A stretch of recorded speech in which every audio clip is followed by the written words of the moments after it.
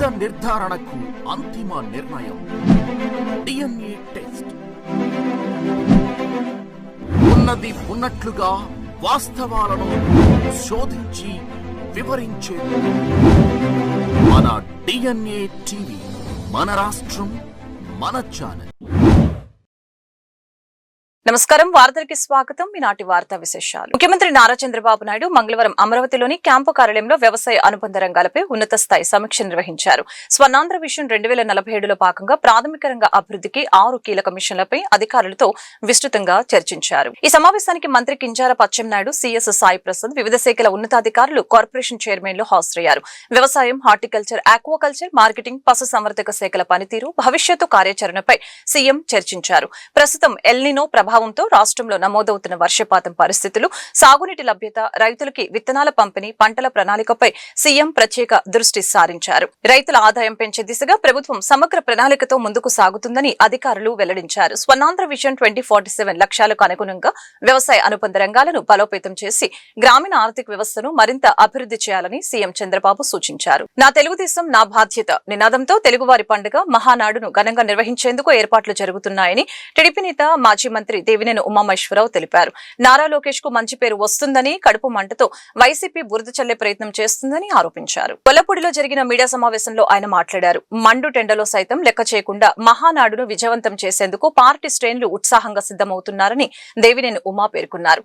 గత 2 ఏళ్ల ప్రగతిని ప్రజలకు చాటి చెబుతూ రాబోయే 3 ఏళ్లకు దిశానిర్దేశం చేసే వేదికగా మహానాడు నిలుస్తుందని ఈ సందర్భంగా తెలియజేశారు. పారదర్శకంగా నిర్వహించిన మెగా డిఎస్సీ 2025పై ట్విట్టర్ రూపంలో అసత్య ప్రచారం చేస్తున్న వైసీపీ వైఖరిని ఆయన తీవ్రంగా ఖండించారు. నిరుద్యోగులకు మోసపూరిత హామీలిచ్చి అధికారంలోకి వచ్చిన వైసీపీ ఒక్క డిఎస్సీ కూడా నిర్వహించలేదని, ఇప్పుడు టీచర్లను కించపరిచేలాగా వ్యాఖ్యలు చేయడం దురదృష్టకరమని, వెంటనే క్షమాపణ చెప్పాలని దేవినేని ఉమా డిమాండ్ చేశారు. అధ్యక్షులు స్వర్గీయ నందమూరి తారక రామారావు గారు పుట్టినరోజు. పార్టీ ఆవిర్భావం నుంచి మహానుభావుడు 1982 మార్చి 29న పార్టీని స్థాపించారు. దేశ చరిత్రలో 9 నెలలు జరగకుండా అధికారంలోకి వచ్చిన ఏకైక పార్టీ తెలుగుదేశం పార్టీ. జనవరి 9, 1983 రామారావు గారు ముఖ్యమంత్రిగా ప్రమాణ స్వీకారం చేసిన రోజు. మే 28 ఆయన పుట్టినరోజు, మహానాడు పండుగ. ఆ రోజు నుంచి ఈ రోజు వరకు ఈ 44 ఏళ్లలో ప్రతి పుట్టినరోజు కూడా రామారావు గారిది మహానాడు పర్వదినంగా, అది కరోనా సమయంలో కావచ్చు, ఏ సంవత్సరం అయినా సరే, ఎన్ని విపత్కర పరిస్థితులు ఉన్నా కూడా మహానాడు పర్వదినాన్ని తెలుగువారు, పార్టీ కార్యకర్తలు, నాయకులందరూ కూడా ఒక పర్వదినంగా ఆ పండుగ వాతావరణంలో 27, 28, 29 బహిరంగ సభలతో మహానాడు జరిగేది. ఈ సంవత్సరం మరి 27, 28 రేపు ఎల్లుండి పెద్ద ఎత్తున ఫస్ట్ టైం 1875 క్లస్టర్స్లో ఏదైతే రాష్ట్ర పార్టీ కార్యాలయంలో మహానాడి వేదిక ద్వారా జాతీయ అధ్యక్షులు చంద్రబాబు గారి నాయకత్వంలో, అదేవిధంగా వర్కింగ్ ప్రెసిడెంట్గా ఏదైతే యువ నాయకుడు మన లోకేష్ బాబు నాయకత్వంలో పెద్ద ఎత్తున మహానాడు జయప్రదం కాబోతా ఉంది. పెద్ద ఎత్తున పార్టీ కార్యకర్తలు, నాయకులందరూ కూడా మండు టెండను కూడా లెక్క పెట్టకుండా ప్రతి క్లస్టర్ పరిధిలో ఏదైతే రాష్ట్ర వ్యాప్తంగా 1875 క్లస్టర్లు ఉన్నాయో ఆ క్లస్టర్ పరిధిలో స్థానిక శాసనసభ్యుడు, అదేవిధంగా మండల పార్టీలు, నియోజకవర్గ పార్టీలు, పార్లమెంటు సభ్యులు, మంత్రులు అందరూ కూడా కలిసి చక్కటి ఏర్పాట్లు చేసుకొని ఏదైతే ఈ క్లస్టర్ పరిధిలో ఉన్న ముఖ్య నాయకులు కావచ్చు.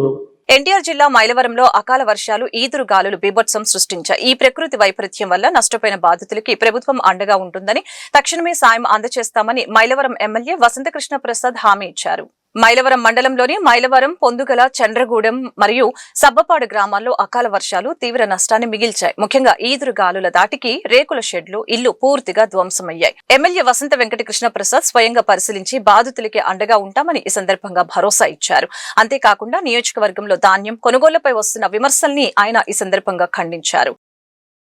130 కిలోమీటర్ల వరకు. దానివల్ల చెట్లు ఇరిగి పడిపోవటం, స్తంభాలన్నీ పడిపోవటం, అట్లాగే ఈ చెట్లు ఇరిగినవన్నీ వెళ్ళి ఇళ్ల మీద పడి ఇళ్ళు పెద్ద ఎత్తున డ్యామేజ్ అయ్యి మైలవరంలో కావచ్చు, పొందుగల్లో కావచ్చు, చంద్రగూడెం దాని అనుబంధ గ్రామాలు, హ్యామ్లెట్స్ విలేజెస్ అన్నింటిలో కూడా విపరీతమైన నష్టం జరిగింది.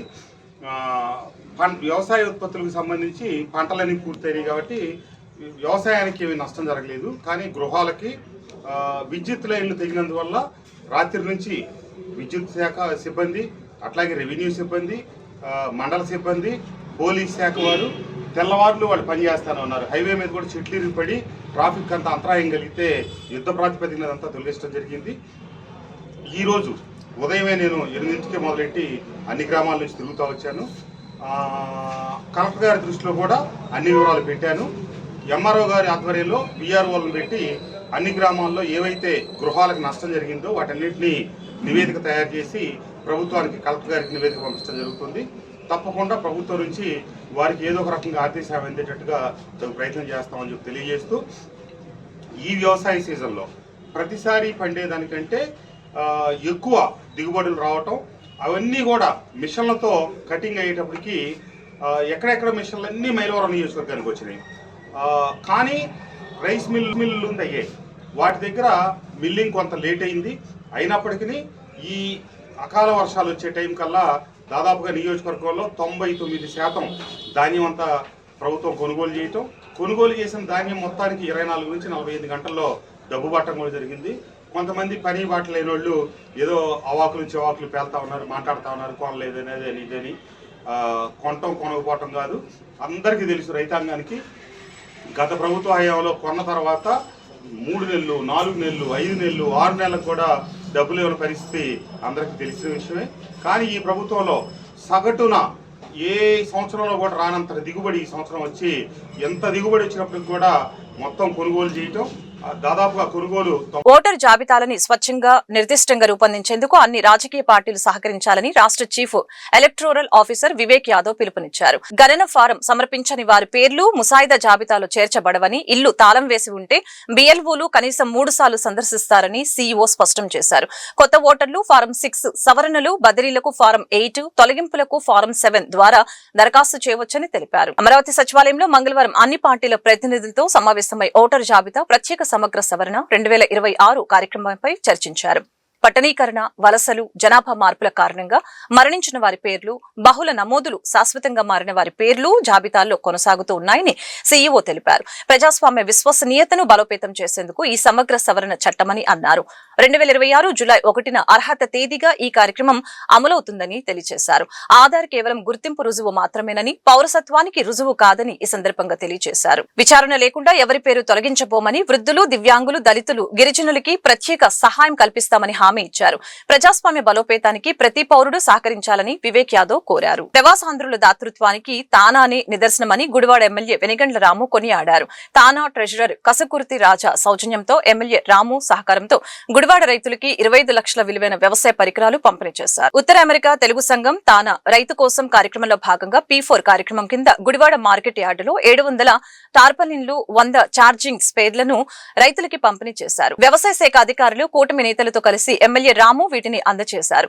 ఈ సందర్భంగా ఎమ్మెల్యే మాట్లాడుతూ దేశం మీద ప్రేమతో ప్రవాసాంధ్రులు తానా ద్వారా గొప్ప కార్యక్రమాలు చేస్తున్నారని, రైతు కుటుంబంలో పుట్టి వేలాది రైతులకు సాయం చేస్తున్న రాజా గొప్ప వ్యక్తి అని ఈ సందర్భంగా కొనియాడారు. సంవత్సరాలు అయిపోయింది అమెరికాలో. ఇక్కడ ఇంకా ప్రజలకి ఏం కావాలని తెలుసుకుంటూ గొప్ప విషయం తెలిసి తీసుకొచ్చి ఇక్కడ ఇవ్వటం కూడా చాలా గొప్ప విషయం. అందుకని ప్రత్యేకమైన కృతజ్ఞతలు నా తరపున కూడా ప్రత్యేకమైన కృతజ్ఞతలు తెలుపుకుంటూ తానా వారికి ప్రత్యేకమైన వందనాలు. థ్యాంక్ యూ వెరీ మచ్ అండి. ప్రస్తుతం ప్రెసిడెంట్ నరేన్ కొడాలి గారికి కానీ, కాబోయే ప్రెసిడెంట్ నా మిత్రుడు లావ్ శ్రీనివాస్ కానీ, అలాగే మీకందరికీ సుపరిచితులు మన రావు అంజయ్ చౌదరి గారు కానీ, మీ అందరికి కూడా ప్రత్యేకమైన కృతజ్ఞతలు తెలియజేసుకుంటూ ఇలాంటి ఇలాంటి కార్యక్రమాలకు మీరు ముందుకు వచ్చినందుకు మా గుడివాడ ప్రజలు ఎప్పుడూ మిమ్మల్ని గుర్తుపెట్టుకుంటారని తెలియజేసుకుంటూ సెలవు తీసుకుంటున్నాను. Thank you. నెల రోజుల్లోనే 4 సార్లు పెట్రోల్ డీజిల్ ధరలు పెంచి సామాన్యులపై మోడీ ప్రభుత్వం పెనుభారం మోపిందని సిపిఎం నాయకులు దోనేపూడి కాశీనాథ్ మండిపడ్డారు. గతంలో ఎన్నడూ లేని విధంగా పెట్రోల్ డీజిల్ ధరలని 40 నుంచి 50% వరకు పెంచడం దుర్మార్గమని విమర్శించారు. కృష్ణలంక రాణిగారి తోట సిపిఎం కార్యాలయం వద్ద మంగళవారం సిపిఎం పార్టీ ఆధ్వర్యంలో పెరిగిన పెట్రోల్ డీజిల్ ధరల్ని రద్దు చేయాలంటూ ధర్నా నిర్వహించారు. ఈ కార్యక్రమానికి సిపిఎం నాయకులు దోనేపూడి కాశీనాథ్, తూర్పు నియోజకవర్గం కార్యదర్శి పుప్పాల కృష్ణ తదితరులు పాల్గొని మాట్లాడారు. యుద్ధం పేరుతో ధరలు పెంచుతూ ప్రజలని సైకిళ్లపై తిరగమని అనటం పాలకుల అరాచక ఆర్భాటమేనని అన్నారు. కమర్షియల్ గ్యాస్ సిలిండర్ ధరని అదనంగా 900 పెంచడం దారుణమని, ఈ భారాలపై చంద్రబాబు నాయుడు, పవన్ కళ్యాణ్ నోరు మెదపకపోవటం శోచనీయమని ఈ సందర్భంగా మండిపడ్డారు. పెంచిన ధరల్ని తగ్గించేంత వరకు సిపిఎం ఆధ్వర్యంలో రాష్ట్ర వ్యాప్త ఆందోళన కొనసాగిస్తామని ఆయన స్పష్టం చేశారు. చంద్రబాబు నువ్వు పట్టించుకో, పవన్ కళ్యాణ్ నువ్వు పట్టించుకో, మోడీ భారం వేస్తాడు, అమిత్ షా భారాలు వేస్తాడు, మీరు పట్టించుకోరు. ఎవరు పట్టించుకోవాలి అని అంటే ఈరోజు సిపిఎం ఆధ్వర్యంలో జరుగుతూ ఉన్నటువంటి ఈ స్ట్రగుల్స్, ఈ పోరాటాలు, ప్రజా సమస్యల మీద జరుగుతూ ఉన్నటువంటి ఆందోళన కార్యక్రమాలకి ప్రజలు మద్దతు ఇవ్వడం తప్ప, పాల్గొనడం తప్ప ఇంకా వేరే గత్యంతరం లేదని చెప్పనేటువంటిది అనుభవంలో చూస్తూ ఉన్నాం. అందుకని పెంచిన పెట్రోల్ డీజిల్ ధర తగ్గించేదాకా, గ్యాస్ ధర తగ్గించేదాకా మా పోరాటం కొనసాగుతుంది, ఆగది. ఇది ఒక్కచోటే కాదు, నగరంలో ఉన్నటువంటి అన్ని ప్రాంతాల్లోనూ జరుగుతూ ఉన్నాయి, రాష్ట్ర వ్యాప్తంగా ఉన్న అన్ని ప్రాంతాల్లోనూ జరుగుతూ ఉన్నాయి. నగరంలో మిగిలినటువంటి ప్రాంతాల్లో కూడా ఈ సమస్య మీద ఆందోళన రూపాలు చేపట్టేటువంటి దానికి ప్రయత్నం చేస్తాం. అసలు ధర కంటే కొసరు పన్నుల ధర ఎక్కువైపోయినటువంటి పరిస్థితి మనం చూస్తూ ఉన్నాం. ఎక్సైజ్ డ్యూటీ కేంద్రం తగ్గించాల్సినటువంటి అవసరం ఉంది. అదే సందర్భంలో రాష్ట్రంలో ప్రతిపక్షంలో ఉన్నప్పుడు ఇతర రాష్ట్రాలకు వెళ్ళి బోర్డుల వైపు వేలు పెట్టి చూపించి ఫోటోలు ప్రచారం చేసినటువంటి లోకేష్ గారు, చంద్రబాబు నాయుడు గారు, ఈ రోజున మీరు ఏం మాట్లాడతారు?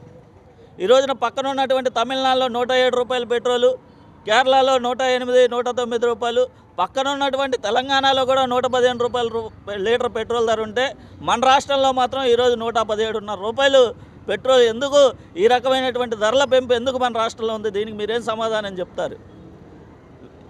సామాన్య కుటుంబం పైన ప్రతి నెల ఈ పెంచిన పెట్రోల్ ధరల ఆధారంగా దాదాపు 2,500 నుంచి 3,000 రూపాయల భారం పడతా ఉంది. సంపద సృష్టి అని చెప్పినటువంటి మీరు ఇదేనా మీ సంపద సృష్టి? ప్రజలపైన పన్నులు వేసి దాన్నే సంపద సృష్టిగా చూపిస్తారా అని అడుగుతూ ఉన్నాం. ఈ రకమైనటువంటి భారాలు వేస్తూ ఒక పక్కన ఆదాయాలు లేక, పన్నులు లేక కున్నారిల్లిపోతూ ఉంటే సామాన్య ప్రజల జీవితాలు, మరోవైపున ఈ రకంగా భారాలు వేసి ఒక ముఠా రిక్షా, ముఠా ఆటో వాళ్ళు 5,000 రూపాయలు అదనంగా పెట్రోల్ కోసం ఖర్చు పెట్టాల్సి వస్తుంది నెలకి. సామాన్య కుటుంబం ఎక్కడా కూడా గడిపేటువంటి, తమ జీవనం సాధారణంగా గడిపేటువంటి పరిస్థితి లేదు. ఈ రకమైనటువంటి భారాలు ప్రజలు ఒప్పుకోరు. మీరు ఏదైతే పెట్రోల్ డీజిల్ ధరలు కేంద్ర రాష్ట్ర ప్రభుత్వం. పార్వతీపురం మన్యం జిల్లా సీతంపేట మండలం పిల్లమాడ గ్రామంలో గిరిజనులు సాగు చేసుకుంటున్న భూములపై జరుగుతున్న దాడుల్ని ప్రజాస్వామ్య హక్కుల పరిరక్షణ సంస్థ ఓపీడీఆర్ ప్రధాన కార్యదర్శి కె సుబ్బారెడ్డి ఖండించారు.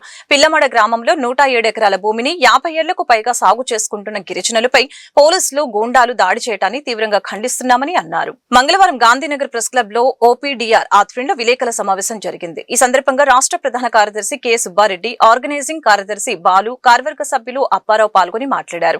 జమీందారీ వ్యవస్థ రద్దయ్యాక ఆ భూములపై గిరిజనులకి పట్టాలివ్వాల్సిన బాధ్యత ప్రభుత్వంపై ఉందని ఈ సందర్భంగా తెలియజేశారు.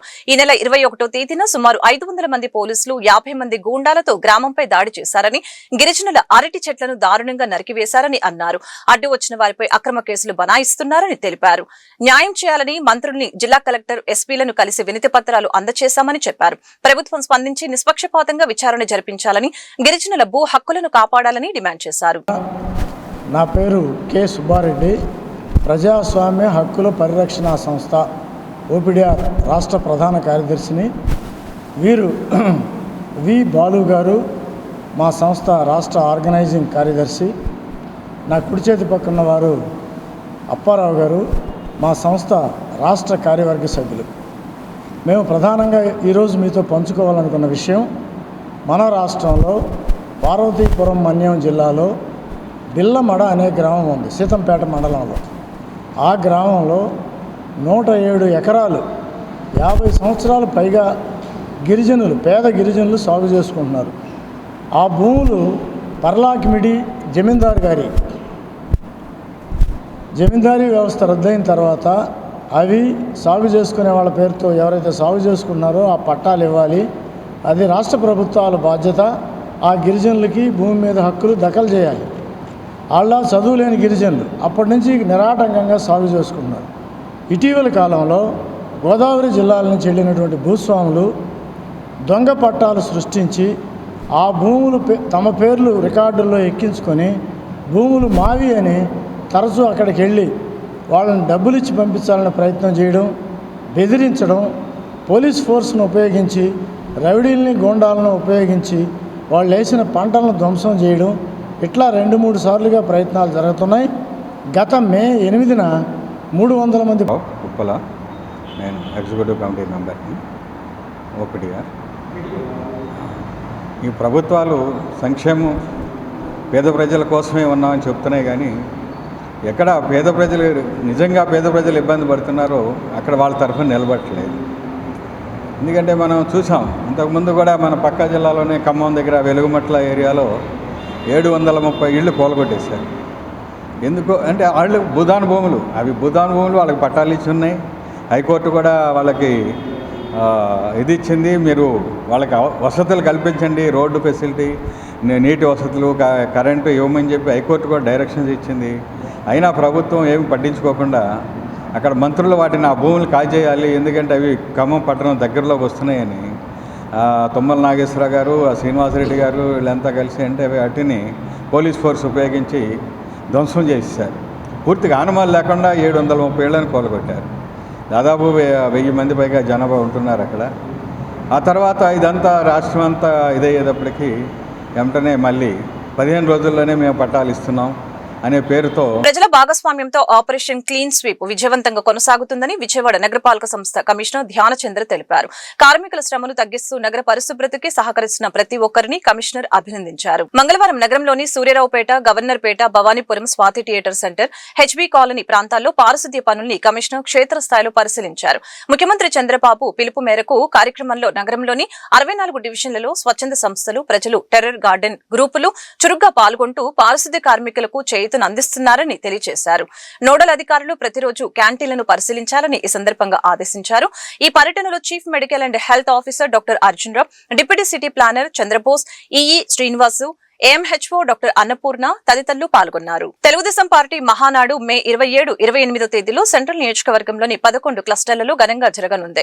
ప్రజా సంక్షేమం, అభివృద్ధి, మహిళా శక్తికి దిశానిర్దేశం చేసేలాగా మహానాడు నిర్వహిస్తున్నామని ఎమ్మెల్యే బోండా ఉమామేశ్వరరావు తెలిపారు. సింగనగర్లోని కార్యాలయంలో జరిగిన మీడియా సమావేశంలో ఎమ్మెల్యే బోండా ఉమా మాట్లాడారు. పార్టీ అధినేత చంద్రబాబు ఆదేశాల మేరకు ఈసారి మహానాడిని డిజిటల్ మహానాడుగా నిర్వహిస్తున్నామని తెలియజేశారు. 11 క్లస్టర్ ఇన్ఛార్జీల ఆధ్వర్యంలో ప్రత్యేక కేంద్రాల్లో భారీ స్క్రీన్లు, జూమ్ కనెక్టివిటీ, ప్రత్యక్ష ప్రసార సదుపాయాలు ఏర్పాటు చేశామని తెలియజేశారు. గత 23 నెలల్లో ఇచ్చిన హామీల అమలుపై ప్రత్యేక దృష్టి పెట్టామని ఎమ్మెల్యే ఈ సందర్భంగా తెలియజేశారు. ఈసారి మహానాడులో మహిళా శక్తి ప్రధాన థీమ్ గా ఉందని, డ్వాక్రా మహిళలకి వడ్డీ లేని 10 లక్షల రుణాలు, శిక్షణ, బ్యాంక్ సపోర్ట్ అందిస్తామని ఈ సందర్భంగా తెలియజేశారు. డ్రగ్స్ రహిత రాష్ట్రంగా తీర్చిదిద్దేందుకు కఠిన చర్యలు తీసుకుంటున్నామని పేర్కొన్నారు. రైతులు, మహిళలు, యువత, బీసీ, ఎస్సీ, మైనారిటీల అభివృద్ధికి మహానాడులో కీలక తీర్మానాలు ప్రవేశపెడతామని ఎమ్మెల్యే బోండా ఉమా పేర్కొన్నారు. పార్టీ శ్రేణులు భారీగా పాల్గొని మహానాడును విజయవంతం చేయాలని పిలుపునిచ్చారు. మహానాడు అనేది అధికారంలో ఉన్న, ప్రతిపక్షంలో ఉన్న ఈ మహానాడు ప్రజల సమస్యలు పరిష్కరించడం, ముఖ్యంగా యువత, అలాగే మహిళ, అట్లాగే రైతు, అట్లాగే అభివృద్ధి, వాటి మీద తీర్మానాలు చేసి ఆ తీర్మానాలు అధికారంలో ఉంటే ప్రభుత్వం ద్వారా అమలు చేయటం, ప్రతిపక్షంలో ఉంటే ఆ తీర్మానాలు అమలు కోసం ప్రజల తరపున పోరాడటం అనేది తెలుగుదేశం పార్టీకి అనాదిగా వస్తున్నటువంటి ఆచారం. ఈసారి మహానాడు అనేది గౌరవ ప్రధాని నరేంద్ర మోడీ గారు ఏదైతే పొదుపు చర్యలు తీసుకోమన్నారో అట్టహాసంగా చేసే మహానాడు పండుగని ఈసారి రాష్ట్ర పరిస్థితులు, దేశ పరిస్థితులు దృష్టిలో పెట్టుకొని దీన్ని ఆన్లైన్లో డిజిటల్ మహానాడుగా దీన్ని ఈరోజు చేయటం జరిగింది. ఎందుకంటే టెక్నాలజీ అందరి దగ్గర స్మార్ట్ ఫోన్లు ఉన్నాయి. ప్రజలందరూ కూడా సోషల్ మీడియా ప్లాట్ఫాము అలాగే మీడియా ప్లాట్ఫామ్లో లైవ్లు ఇస్తూ ఉన్నారు. అలాగే తెలుగుదేశం పార్టీ మా యూట్యూబ్ ఛానల్స్ ద్వారా లైవ్ కూడా ఏర్పాటు చేస్తూ ఉన్నాం. ఏ నిమిషంలో ఏం జరుగుతుందనేది తెలుస్తూ ఉంది. 27, 28 జరగబోయే అంటే రేపు ఎల్లుండు కేంద్ర కార్యాలయంలో జరగబోయే మహానాడు ఈ రాష్ట్ర భవిష్యత్తు కోసం ఇందాక చెప్పా యువతకి ఈ 23 నెలల్లో ఏం చేసాం. మెగా డిఎస్సి పెట్టాం, 17,000 ఉద్యోగాలు ఇచ్చాం, గ్రూప్ 1లు పెడుతున్నాం, 5,000 మంది కానిస్టేబుల్ని పెట్టాం, ఎస్ఐ పోస్టులు ఫిలప్ చేసాం. అంటే యువతకి అన్ని రకాలుగా చదువుకొని గత 5 సంవత్సరాలు నిర్లక్ష్యానికి గురిపడినటువంటి యువతని ఆన్లైన్ వేదికగా ఆవిర్భవించిన కాక్రోచ్ జనతా పార్టీ సీజేపీ దేశ రాజకీయాల్లో పెను సంచలనం సృష్టిస్తుందని సిపిఐ రాష్ట్ర కార్యదర్శి గుజ్జల ఈశ్వరయ్య పేర్కొన్నారు. యువతను బొద్దింకలు అని సీజే సంబోధించిన నేపథ్యంలో పుట్టుకొచ్చిన ఈ పార్టీని చూసి బీజేపీ బెంబేలెత్తుతుందని ఆయన విమర్శించారు.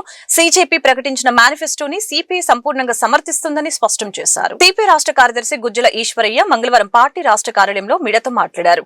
ఈ సమావేశంలో ఆంధ్రప్రదేశ్ రైతు సంఘం రాష్ట్ర అధ్యక్షులు గుజ్జల ఈశ్వరయ్య, ఆంధ్రప్రదేశ్ కౌలు రైతుల సంఘం రాష్ట్ర ప్రధాన కార్యదర్శి పి జమలయ్య, ఆంధ్రప్రదేశ్ రైతు సంఘం రాష్ట్ర కార్యదర్శి డేగా ప్రభాకర్, రాష్ట్ర ఉపాధ్యక్షులు మల్నిడి యలమందరావు తదితరులు పాల్గొని మాట్లాడారు. న్యాయమూర్తులు పదవీ విరమణ చేసిన తర్వాత రాజ్యసభ సభ్యులుగా గవర్నర్లుగా నియమితులవటాన్ని తప్పుపట్టారు. భవిష్యత్తులో రిటైర్డ్ న్యాయమూర్తులకి ఎటువంటి రాజకీయ పదవులు ఉండకూడదన్న సీజేపీ డిమాండ్ను ప్రజలు హర్షిస్తున్నారని ఈ సందర్భంగా తెలియజేశారు. ఎన్ని అకౌంట్లు మూసివేసిన అణచివేత చర్యలకు పాల్పడిన యువత ఆలోచనల్ని బంధించడం ఎవరితరం కాదని ఈశ్వరయ్య పేర్కొన్నారు. చాలా తీవ్రమైనటువంటి ఇబ్బందులు ఎదుర్కొంటూ ఉన్నారు. పాలక వర్గాలు ఏ ఏటికా ఏడు ఎప్పటికప్పుడు వాగ్దానాలు చేయడం, అధికారంలోకి వచ్చిన తర్వాత వాటిని విస్మరించడం ఫలితంగా రైతాంగం చాలా నష్టపోతూ ఉంది. మేము ఇదివరకే కూటమి ప్రభుత్వానికి అనేక సందర్భాల్లో రాష్ట్రంలో ఉన్నటువంటి రైతాంగ సమస్యలపైన మన ముఖ్యమంత్రి గారిని కలిసి విజ్ఞప్తి చేయడం జరిగింది. అయినప్పటికీ ఏమాత్రం కూడా ఫలితం లేకపోతూ ఉంది. ఈ నేపథ్యంలో రాష్ట్రంలో ఉన్నటువంటి 28 జిల్లాల్లో ఉన్నటువంటి రైతాంగం ఎదుర్కొన్నటువంటి అన్ని రకాల సమస్యలపైన జూన్ 1వ తారీఖున జిల్లా కలెక్టరేట్ కార్యాలయాల దగ్గర ఆందోళన కార్యక్రమానికి రైతు సంఘం నేతృత్వంలో పిలుపునిస్తూ ఉన్నాం. ముఖ్యంగా రైతులకు సంబంధించి దాదాపు రాష్ట్రంలో వేరుశెనగ పండించేటువంటి 14 లక్షల ఎకరాల్లో వేరుశెనగ సాగు అవుతూ ఉంటే అందులో ప్రత్యేకించి ఒక్క రాయలసీమ ప్రాంతంలోనే అత్యధికంగా వేరుశెనగ పండిస్తూ ఉన్నారు. మరి ఖరీఫ్ సీజను ప్రారంభమైంది. ఇంతవరకు రైతాంగానికి వేరుశెనగ ఇత్తనాలు కానీ అదే ఇత్తనాల కాయలు కానీ వాటికి కావాల్సినటువంటి రైతులను ఆదుకోవడానికి ప్రభుత్వం ఎలాంటి కౌలు రైతుల సంఘం రాష్ట్ర ప్రధాన కార్యదర్శిని. కూటమి ప్రభుత్వం అధికారంలోకి వచ్చిన ఈ 2 సంవత్సరాల కాలంలో కౌలు రైతుల్ని దగా చేసింది, మోసం చేసింది. ఎన్నికల ముందు మేము అధికారంలోకి వచ్చిన వెంటనే కౌలు గుర్తింపు కార్డులు జారీ ప్రక్రియని సులభతరంగా చేస్తామని హామీ ఇచ్చారు. కానీ ఇచ్చిన హామీని ఏ ఒక్కటి అమలు జరగలేదు. ప్రతి ఏడాది ఏప్రిల్ నుంచే కౌలు రైతులకు గుర్తింపు కార్డులు ఇస్తారు. కానీ ఇప్పటి వరకు ఏప్రిల్ మే కూడా పూర్తి అవుతూ ఉంది. ఇంతవరకు కౌలు గుర్తింపు కార్డులు జారీ చేయడానికి సైట్ ఓపెన్ కాదని చెప్పేసి ప్రభుత్వం చెప్పడం అంటే చాలా సిగ్గుచేటైన విషయం. ఇప్పటికైనా ప్రభుత్వం తక్షణమే గ్రామ సభలు నిర్వహించి కౌలు రైతులను గుర్తించి భూ యజమాని ప్రమేయం లేకుండానే సులభతరంగా గుర్తింపు కార్డులు జారీ చేయాలని చెప్పేసి డిమాండ్ చేస్తా ఉన్నాం.